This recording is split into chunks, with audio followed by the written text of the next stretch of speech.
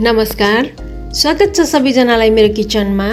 आज मैले सज्जन र आलुको तरकारी बनाउन लागेको छु। हुन त यो सज्जनलाई हरेक ठाउँमा फरक नामबाट पनि चिनिन्छ। हजुरहरूले कुन ठाउँबाट यो भिडियो हेर्दै हुनुहुन्छ र हजुरहरूको ठाउँमा यो सज्जनलाई के भनिन्छ भनेर कमेन्ट बक्समा लेखिदिनु होला। हामी चाहिँ यसलाई सज्जन पनि भन्छौँ र सोइजन पनि भन्छौँ हैन। आज मैले यसको करी बनाउन लागेको छु। यदि हजुरहरूलाई यो रेसिपी मन पर्यो भने भिडियोलाई लाइक गर्नुका साथै मेरो च्यानललाई सब्स्क्राइब गर्न पनि नबिर्सिनु होला। यो तरकारी बनाउनको लागि मैले एउटा कडाईमा ठुलो चम्चाको 2 चम्चा तोरीको तेल तताउन राखेँ। यो तरकारी चाहिँ तोरीको तेलमा नै स्वादिष्ट बन्छ र यता मैले सज्जन पनि काटेर धोएर लिइसकेँ। तेल तातेपछि 1/2 टीस्पुन मेथी, 1/2 टीस्पुन जिरा फुराइदिने। त्यसपछि मैले एउटा हरियो खुर्सानीलाई बीचबाट चिरेर लिएको छु। यो हरियो खुर्सानी पनि यसमा राखिदिने र मैले एउटा मिडियम साइजको प्याजलाई यसरी लाम्चो लाम्चो गरी काटेर लिएको छु। यो पनि यसैमा राखिदिने र अब यो प्याजलाई यसरी नै चलाइ 2-3 मिनेट पकाउने। यो प्याज हल्का सफ्ट भएपछि यसमा लाम्चो लाम्चो गरी काटेर राखेको आलु राखिदिने। अब यो आलु र प्याजलाई सँगसँगै राम्रोसँग फ्राई गर्ने। प्याज फ्राई गरिसकेपछि आलु राख्यो भने प्याज डढ्छ, त्यस हुनाले आलु र प्याजलाई सँगसँगै नै फ्राई गर्नुपर्छ।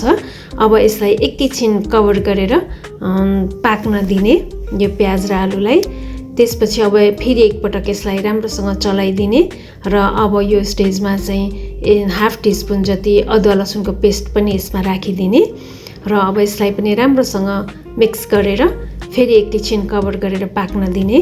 अब यो आलु र प्याजलाई पनि एकपटक राम्रोसँग चलाइदिने। त्यसपछि यसमा 1/2 टीस्पुन बेसार, 1/2 टीस्पुन जिरा धनियाँको पाउडर, 1/2 टीस्पुन रातो धुलो खुर्सानी, 1 टीस्पुन तोरीको पाउडर राखिदिने र अलिकति पानी पनि राखिदिने। पानी राखेपछि यो मसला डढ्न पाउँदैन। अब यो सबैलाई राम्रोसँग मिक्स गरेर यो मसलालाई पनि 3-4 मिनेट यो आलु र प्याजसँगै पकाउने र अब यो मसला यतिको भएर भुटिसकेपछि मैले यहाँ 2टा जति मिडियम साइजको गोलभेडालाई मसिनो काटेर लिएको छु। अब यो गोलभेडा पनि यसमा राखिदिने र यसलाई पनि राम्रोसँग मिक्स गरिदिने। त्यसपछि यसमा नुन राख्ने आफ्नो टेस्ट अनुसार, नुन र खुर्सानी चाहिँ आफ्नो टेस्ट अनुसार राख्ने र अब यसलाई पनि राम्रोसँग मिक्स गरिदिने र कभर गरेर यो गोलभेडा गलुन्जेल पकाउनु पर्छ यसलाई। अब एकपटक यसलाई चेक गरौँ। गोलभेडा त गलिसकेको छ तर मसला भुटिएको छैन।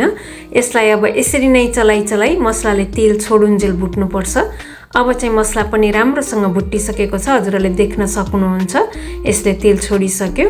अब यो स्टेजमा काटेर राखेको सज्जन यसमा राखिदिने र अब यो सज्जनलाई पनि यही मसलासँग मजाले मिक्स गरेर 5-7 मिनेट सज्जनलाई पनि भुट्नुपर्छ। यो सज्जन राम्रोसँग भुटिसकेपछि अब यसमा पानी राखिदिने। पानी चाहिँ तातो पानी राखिदिने। आफूले कतिको झोल खाने हो त्यही अन्दाजमा यसमा पानी राख्ने। अब यसलाई पनि राम्रोसँग मिक्स गरेर कभर गरेर 15-20 मिनेटलाई पाक्नलाई राखिदिने, तर बीचमा एकपटक फेरि यसलाई चलाइदिने। त्यसपछि फेरि कभर गरेर यो सज्जन गलुन्जेल पकाउने। हुन त सज्जन र आलुलाई पनि राम्रोसँग भुटिसकेको छ।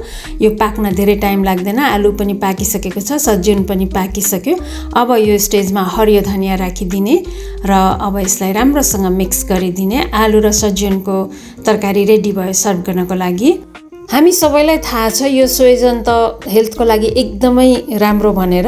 हजुरहरूले कस्तो किसिमबाट यसको तरकारी बनाउनुहुन्छ, यदि फरक किसिमले बनाउनुहुन्छ भने एकपटक यस्तो किसिमबाट पनि अवश्य पनि ट्राई गर्नुहोला।